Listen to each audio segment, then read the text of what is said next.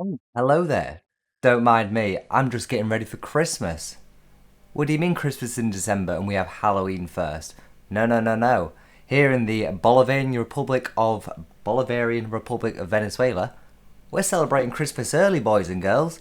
It's in October. You fools have got to wait for its proper release date, December 25th. No, no, no, no. We're the lucky ones. We get to have Christmas in October. Yeah. So, some of you may have heard the news, if you are still following the Venezuelan sort of news cycle, that Nicolas Maduro has decreed, yeah, he hasn't said that he's going to do, no, he's decreed because he's a dictator, as they do. He's decreed that Christmas is starting early this year, boys and girls. So let's have a quick read of this article. All right, let's go to the top. Here we go. Whatever happened to Christmas? Frank Sinatra once asked. In Venezuela, the answer is it's been brought forward to October. The country's strongman president Nicolas Maduro made a curious announcement that this year's festivities will begin in October on Monday, in the midst of political bleak midwinter for his crisis-stricken land. Yeah, so if you're just hearing this and nothing else, Venezuela had an election and, well, let's say he won again and hasn't published the results, which makes people very angry. You thought the Americans got angry when there was that spike in Wisconsin? Ho ho ho ho! Try having no spike and just being told, no, we always won. And if you declare otherwise, it's a lie. Don't worry, we will go and fact check this with the institutions that are under my payroll that I've specifically curated to be loyalists. Yeah. So, in the it's September and it already feels like Christmas. So this year, as a way of paying tribute to you and thanking you, I'm going to decree that Christmas be brought forward to October 1st. Yeah, so this is a dick swinging thing. Like, it shows two things to me. One, that he has disregard for tradition. He makes the tradition. He is the tradition. But also that the country is in a very, very bad spot and he is definitely shitting himself. Like, he's putting on a facade right now. It already feels like Christmas. Ooh. Yeah, not even like parents at Christmas mad with children bugging them and berating them for Christmas and presents. Not even they bring it forward. At most they bring it forward by like a day and do it on fucking New Year's Eve, like presents. I've heard that. It's weird. You do Christmas on Christmas Day. No ifs, buts and maybes. Not in this household anyway. Wait. Venezuela's authoritarian leader, who is facing what experts call the greatest political challenge of his turbulent 11-year rule, promised all Venezuelans Christmas of peace, happiness, and security. Yeah, these are words that he keeps chanting a lot. It's like, oh yes, I'm the bigger man because I'm calling for peace, etc., etc. And those that I declare not being peaceful and this, that, and the other, we're going to imprison them. Ignore the fact that I stole an election. We played it by the books. You have no proof that we stole it. And that's the issues that are coming into play. There's no repercussions for anyone that has fraudulently claimed the victory when they hold all the power and all the cards. So is that a lot of countries at the moment, internal, external, are going, how do we deal with this? Because falsely declaring his victory, one, we can't prove he's falsely declared it because he hasn't released the results, but we also can't disprove it either. And there's nothing in power to effectively get him out, especially when he's surrounded himself with loyalists. This is unlikely given the uncertainty and anger produced by Maduro's decision to claim victory in July's presidential election without providing proof. As I just said, a growing body of evidence suggests Maduro actually lost his election badly to his opposition rival Edmundo Gonzalez. Hence his refusal to release the detailed voting tallies from a polling stations. On Monday, authorities issued a warrant for Gonzalez's arrest. So this is one that gets me. You can't use the argument that it was a hack anymore. Because when you have literally a country's worth of IT technicians all sat there going, Oh yeah, we'll get through this. We'll work this out. No one's actually said that they've been working on a problem, by the way, except for Maduro. But to be fair, who's interviewing IT guys? But on the flip side, it has been a month, 2 months now, since the election, and nothing's come out. I'm sorry, but we've had bigger issues globally, like spanning in terms of IT security and breaches and just shit going down. That is usually resolved in the week. It's been almost 2 months. I'm sorry, but you're talking shit. Whenever it starts, Christmas is likely to provide cold winter nights for senior members of Maduro's ever more authoritarian regime. On Monday, Bloomberg's reported that the US poised to announce individual sanctions against 15 senior administrative figures for alleged obstruction of holding the free and fair presidential elections. Those expected to be targeted reportedly include Foreign Minister, I'm not pronouncing that because I just don't know how to pronounce that, Javain Gill?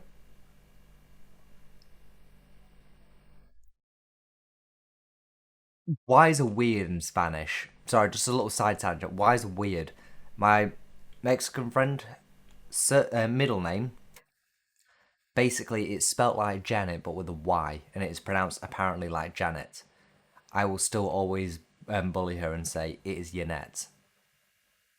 But then after saying it so long, actually saying Yannette just sounds right now. It doesn't sound as weird as when I first started taking the piss. But either or. So I'm going to assume it's Jivan or Javan Gill. I could be wrong. Bully me in the comments. The Supreme Court President, for fuck's sake, Beatriz Rodriguez. I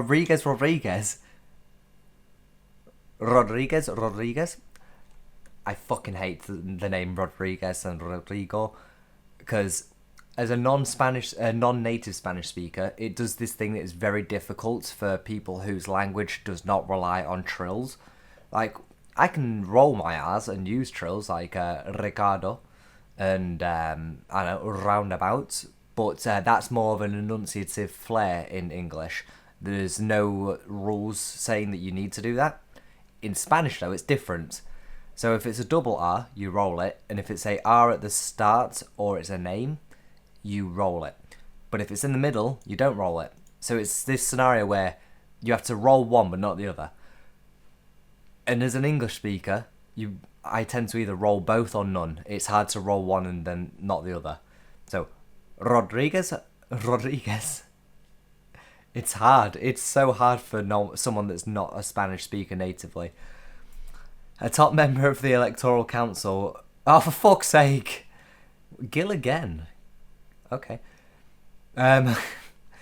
Military officials responsible for the harsh post-election clampdown nicknamed Operación Tuntun, or Operation Knock Knock, are also expected to face sanctions as a result of repression that's saw more than 20 people killed and 1,700 thrown into jail. I think we're finally sitting at a number that is consistently used. I've seen it being like 1,200, 1,700 and 2,000 at one point, but it seems like more articles recently are consistently saying 1,700. So maybe that's the correct answer. Maybe that's just the one that everyone's sort of gone, yeah, it says it in this article, so it must be right. Right. While unusual, Maduro's decision to move Christmas celebrations forward is not unprecedented. The politician has done the same on several occasions. Yeah, I didn't know this, but sounds about right. He is the leader. He is the rule of law. He is the only thing he's not doing is declare himself god, like in North Korea, or president for life, like I think Franco did that, and Mao Zedong. They're like the only two things that are separating him from like them. But like when the lines are so blurred, you might as well fucking do it at this point. We all know. We all see it. Anyway, since taking power after the premature death in 2013 of his mentor Hugo Chavez, Chris Mendete maneuver appears to be at least partially designed to shift the attention from the woes of the administration that has overseen some of the worst peacetime economic collapse in modern history.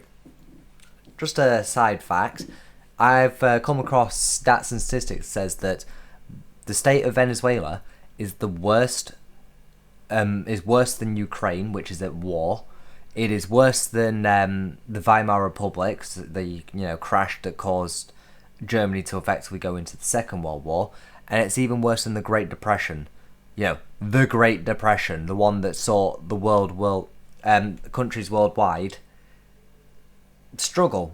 But yeah, so effectively, this is a move to sedate people. A lot of people may think that this is to, it's already working. People are not talking so much about it, but no. Although this article references it and doesn't cover it specifically, it's not for other countries or journalists. It's for the people. You know how, like, if you've ever gone to therapy or if you've ever spoken to someone, you got an issue and they go, oh, write it down, go for a walk, do this, do that, do this. It is to distract you. And even if it doesn't completely distract you, by the end of it, you are a lot less emotionally agitated by said thing. Probably wrong choice of word, but effectively you're less emotive towards said problem. And this is designed for the people. It is a way of basically forcing the people to not for it's a way of pushing the people to forget about the issues. Like, oh, here's some celebrations. Like, the alternative is making a new fucking event, Chavez Maduro is done lots. Like, he often does celebrations and parades, which instills nationalism. It actually does put a lot of people at bay. There's people I've spoken to that are not Chavista in the slightest, do not like Maduro, do not like Chavez, have gone, this is an amazing event. It's such a sort of communal feeling. And that's the thing. It is meant to do that. It's meant to distract the people. It's meant to bring their emotions down, because we're at a point where we're sat in the middle with Venezuela. On Maria Corina Machado's side, you've missed your opportunity, effectively. People are simmering down now. We're not going to get the same movement and push to get rid of them internally anyway, from the people. That's why she's sort of pushing more towards officials, military, those that can make a bigger change without the people on side per se. And then on the other side, Maduro people are still agitated, still up there, and it could affect any wrong move could effectively cause a civil war, civil unrest, a raiding of their presidential suite. I don't know if it's called a White House over there or what, but where the president basically sits, where Maduro's living. Fucking hell. He might as well not pay rent on it anymore. He might as well own the place. He's already paid off the mortgage, let's be honest. He's been there that bloody long. But yeah, no, my thought on this is, if you don't like Maduro and you're in Venezuela, you're a Venezuelan, don't give up. Be careful. Keep yourself hidden. Do not publish, don't do anything on your phone that can be used as evidence against you, but keep fighting back. Now, I'm not saying go out there and cause violence. I'm saying there are ways to effectively cripple the economy and get to push what you are, push him out, effectively. There are ways to apply pressure, but it's not done by one person. It's not done by a group of people. It's done by the entire country banding together. That's why it's paramount that everyone keeps this sort of momentum to get him out. I don't like Maduro. I'm going to be completely honest with you. I'm 100% biased, and I do think he should go.